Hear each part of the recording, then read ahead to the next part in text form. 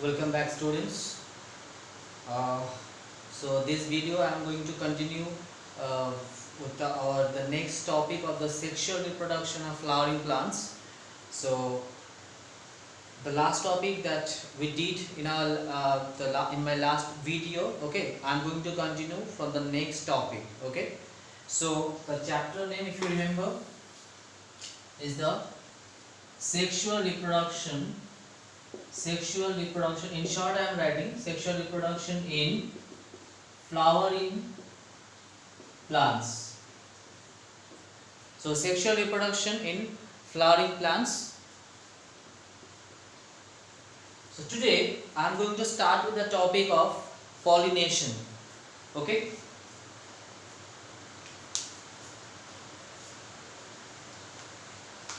Okay, now pollination, all of us have idea about this. What is pollination, how it takes place. So from our junior classes we have been studying about the pollination things. So just let's recapitulate what we have studied in our junior classes. Okay, so it's pollination. So it is nothing but a transfer of pollen grain from the anther to the stigma of flower. It may be a same flower, it may be a different flower. Okay, so it is just transfer of the pollen grain once it mature from the anther of the flower to the stigma of flower. That is the pollination. Okay, now this pollination, there are three different types. We are categorizing the type of pollination, okay, in three ways. So first one is the autogamy. So we will see what is this autogamy. Okay, autogamy is the type of pollination that takes place in case of bisexual flowers. Okay, so it takes place in case of bisexual flowers. Now what happens here? The pollen grain transfers from the anther to the stigma of the same flower. As I said already, this is a bisexual flower. So it's a transfer of the pollen grain from the anther to the stigma of the same flower. So it means that this is actually self-pollination. It is the self-pollination. Exactly, it is following self-pollination because it is transfer of the anther to the stigma of the same flower. This is autogamy. Okay. Now the next one. This is number one. Number two is the geitonogamy. Okay. Geitonogamy. It is the second type of pollination. Now what happens here? Here the pollen grain transfers from the anther, okay, to the stigma of another flower. Now here the flowers are unisexual in nature. So here the flowers are unisexual in nature. So another way I can say is the pollination that takes place in between two different flowers but of the same plant. So here two different flowers, two flowers but of same plant. Now what can we say this case, whether it is self-pollination or it is cross-pollination?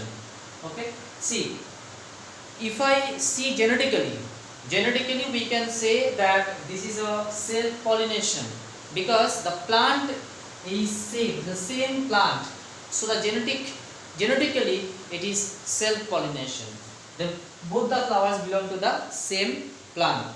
But ecologically or functionally, if we say, okay, it is a cross-pollination. Why? Because here two different flowers are involved. Okay, they are unisexual and two different flowers are involved here. So it is, we can say, functionally it is cross-pollination. Otherwise genetically if we see, it is actually self-pollination. So this is the way we can define geitonogamy in this case. We cannot say that okay, it is self-pollination or it is cross-pollination. We cannot categorize geitonogamy in that way. Okay, the two point of view to look at this. Okay. Next one, this is 1, 2, then number 3. Number 3 is, it is the allogamy, allogamy, or it is also known as xenogamy or xenogamy, allogamy or xenogamy. Okay. So what happens in this case? This is a pure cross pollination. How? First of all, obviously the flowers are unisexual in nature. So actually this is the condition, this is a criteria that needs to be fulfilled in case of self pollination, that the flowers needs to be unisexual first. So in this case the flowers are obviously unisexual, and second thing is that the definition, if I say the pollen grain transfers from the flower, from one flower, okay, to the another flower of different plant. Okay, it means, again in another way I can say, the pollination that takes place in between two different plants of in between two different flowers of two different plants. So here two flowers and two different plants, two flowers and two different plants. So this is what we say as a pure cross pollination. Okay, allogamy or xenogamy. So flowers, so pollination, the pollen grain transfer from one plant and landing on the flower of another plant, that is the cross pollination. So there are three type of pollination. Okay, autogamy, heterogamy and allogamy or xenogamy. Fine. Okay, now the next topic, I have listed down some of the topics that I am going to discuss today. Okay, not much. Okay, Cleistogamous, C-L-E-I-S, Cleistogamous. In biology, one thing very important, that you have to take care of the spelling, because there are some biological, not some, there are many biological terms that you are going to face. Okay, so the spelling is very important along with the pronunciation. Cleistogamous or Cleistogamy, flower. Okay, and another is Chasmogamous, flower or Chasmogamy, where we observed. Now what are the difference? What are these actually? In Cleistogamous, the flowers are enclosed. The flower never opens up throughout their life. Okay, the flowers, they never opens up throughout their life. It means the reproductive structures of this flower, okay, is always enclosed inside, covered, enclosed inside the flower. Okay, so this is what that ensures self pollination. This is one benefit you can say.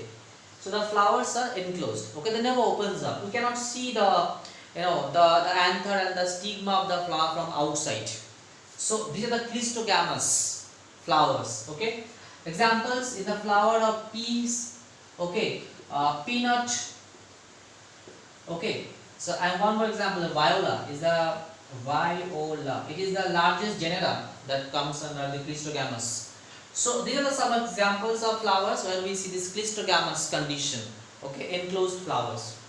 Now the Chasmogamous. Chasmogamous is just opposite. Okay, it means that here the reproductive structures are exposed. Okay, they are exposed. So we can see the anther and the stigma from outside. It's very clearly visible. One good example is, we know it's hibiscus or China flower, but we see that anthers and stigma are very clearly visible in these flowers. Okay, so they exposed condition for cross pollination, you can say, as it is open. The stigma is open, so pollen grain may transfer easily. So these are the two different flower. Okay, this is also you have to remember along with the examples. So I have given some easy examples so that you can remember these things. Okay, let's move on to the next topic.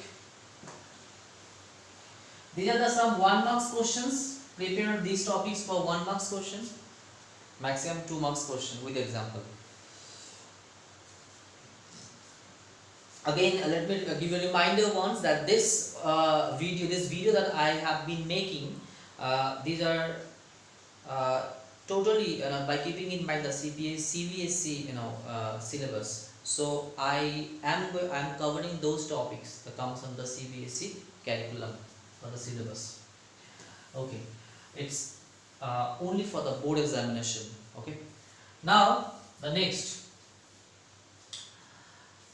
agents of pollination. Let's see the agents of pollination. It's very important topic. Agents of pollination we are going to see now. Okay, so let's divide the agents of pollination. Okay, just one second.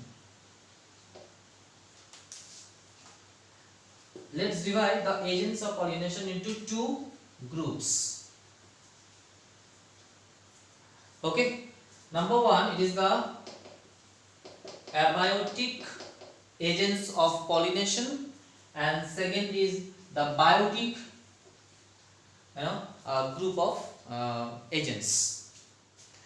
Abiotic group of agents, as from the name itself you can understand what I am talking about. Non-living. Abiotic means non-living, biotic means living. So abiotic, let's categorize it. There are two types we can see. One is by water. One is by water we see, and one is by air. So two types of abiotic pollinating agent we see. One is water, one is air. Now there are some important biological terms, okay, which indicates the type of the pollination. If it is a pollination take place by the water, this is known as hydrophily. The hydro term relates to water. Okay, hydrophily. Now by air, for this the term is anemophily. Okay, we will see about this by water and by air. Some discussion I will do, but before that let's complete the flowchart here. Biotic components, these are mainly by animals. Okay, so the term used for these zoophily. Okay, zoo, the term relates to animals. Okay, now by animals means there are different types of animals which involve this kind of pollination, biotic pollination. Okay, I have a list of these biotic agents of the animals. Okay, let me give you the list. Okay, I am loving this site. Okay.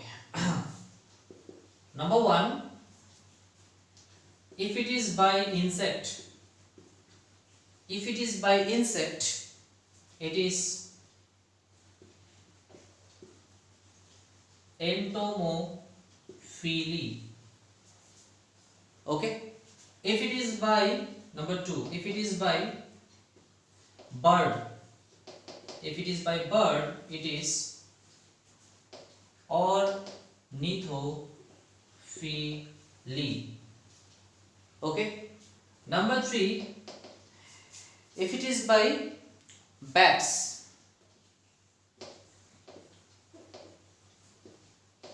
it is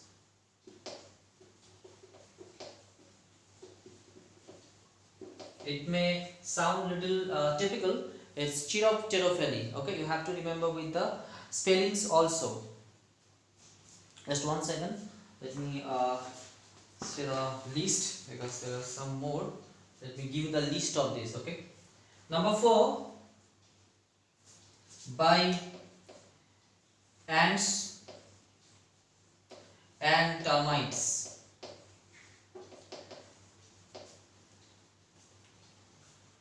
This term is known as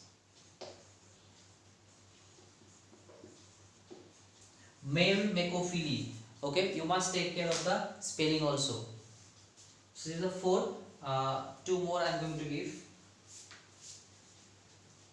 Let's this side. Number 5, by snail. It is the Melacophili.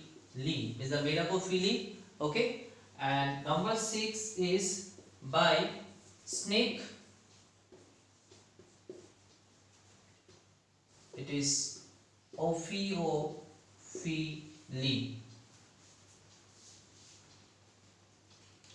Okay, so by snake it is the Ophiophili.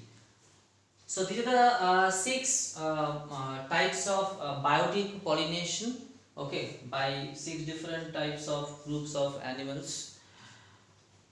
For CBSE, if I say particularly, I mean if I see the NCERT, okay, the important, if you say the insect, obviously you have to remember, the bird you have to remember, well, the snail, if possible, you have to remember. Okay, so out of 6, 3 are according to NCERT, okay, are important, and rest 3 are here. You can also remember these 3, extra 3. Okay, sometime it may also come in the examination, in the board, it may come. Fine. So let's move on to our next topic. Agents of pollination were done.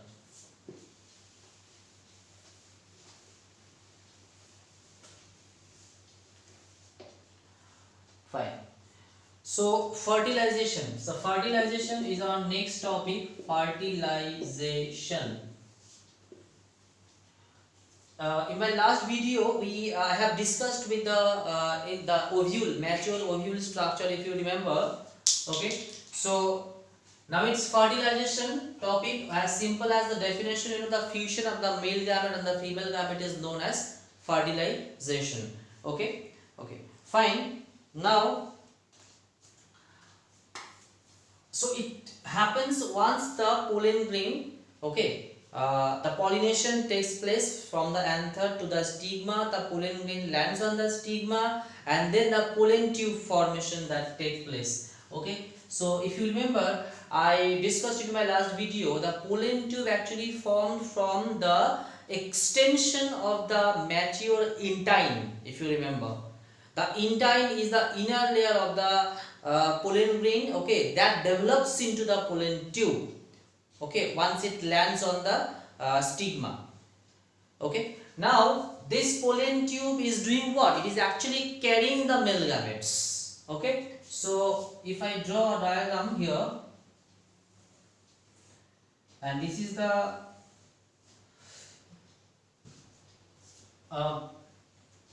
okay, let's with a different color, let's indicate it's a pollen grain. Okay, and the pollen tube supposed to be formed here, so the pollen tube forms here, and it is coming down through the style, and there is suppose one single ovule here, and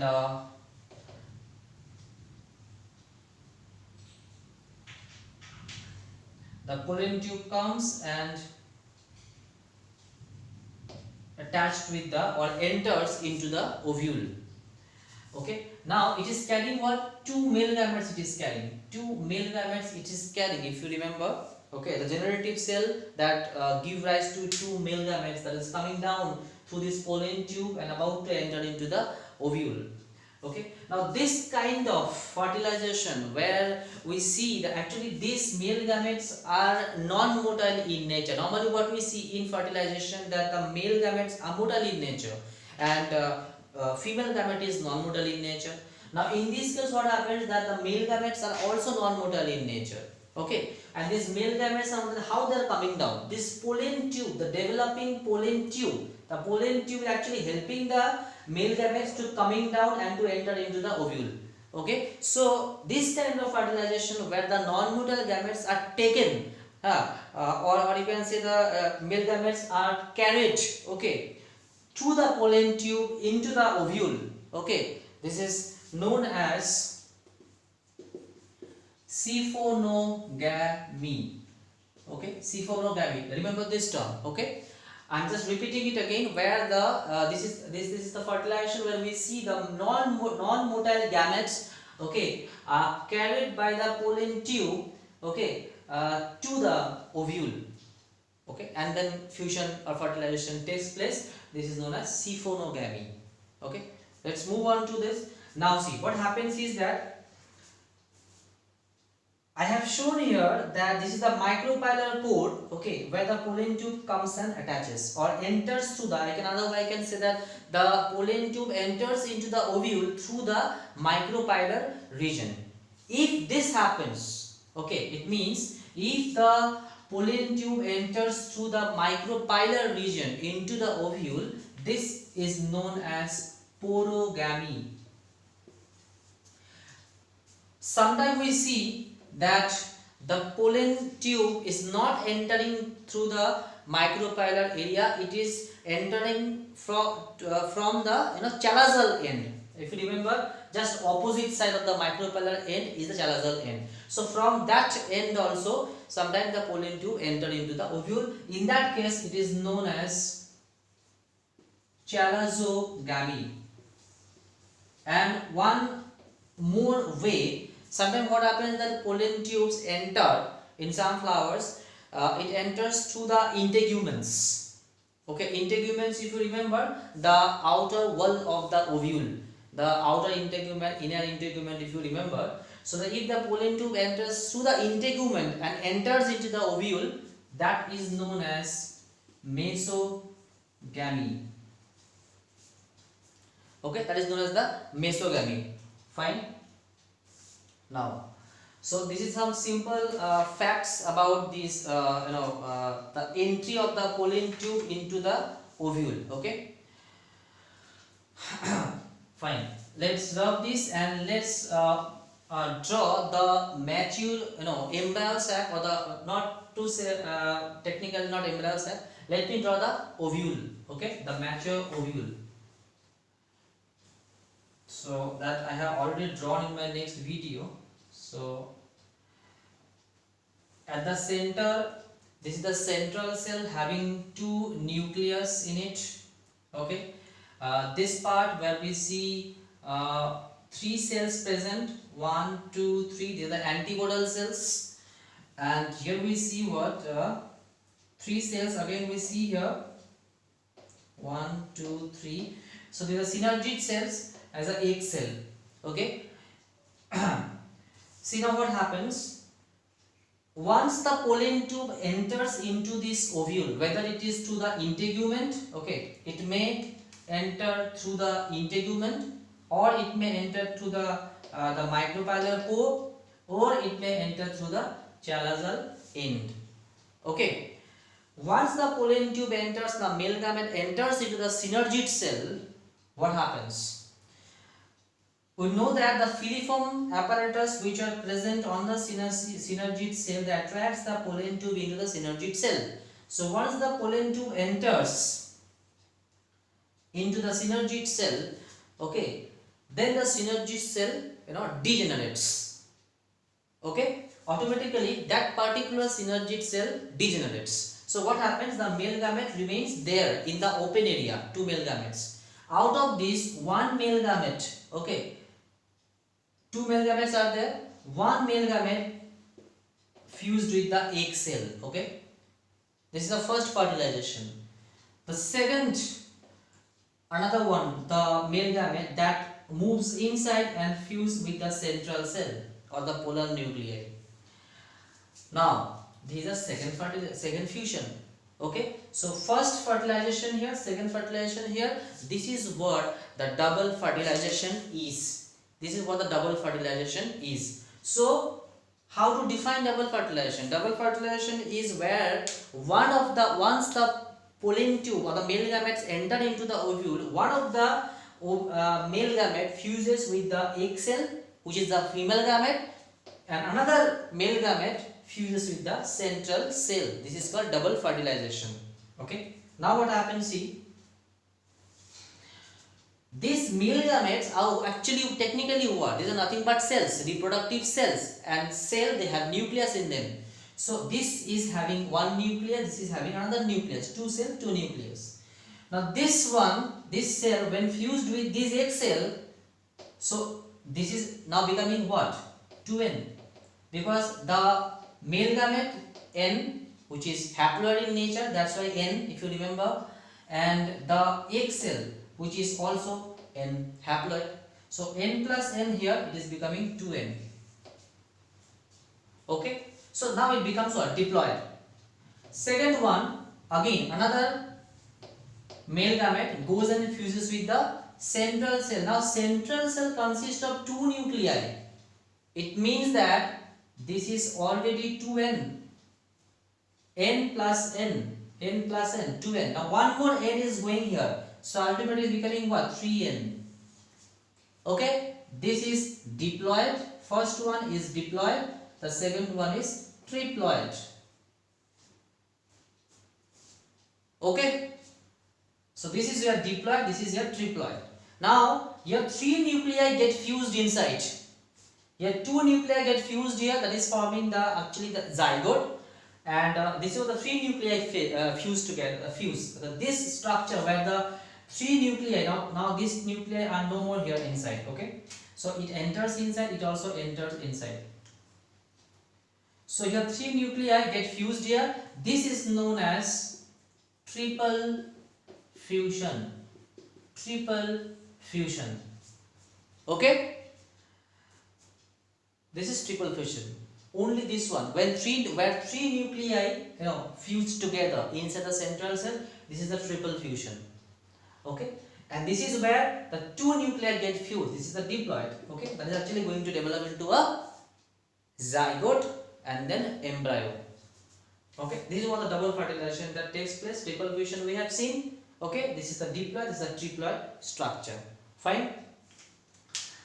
Now this is all about the fertilization, double fertilization that takes place here. Now after fertilization what happens is that now there are post fertilization events, development of the cells and all. Okay, so in my next video I am going to discuss with you after fertilization what happens. Here we have seen the fertilization, then in my next video we will discuss what happens after fertilization, post fertilization events we will see. That's also very interesting, it's going to be very interesting. Okay, so I hope this much you understood today. Okay, hope it will help you. As you know that I know you see this video again and again, and whatever important you feel, please jot them down, draw the diagrams. Okay, drawing the diagram is very important along with the labeling. The labeling of this overview already I have done in my next video. I have to practiced already. Okay, and some terms I have used, the meaning I have used. Still, if anything left, if you want to ask me any question, any doubt if you have in this video, please do ask me. Please write your question in the the comments section. Okay, I will definitely answer your question. Okay, so thank you so much.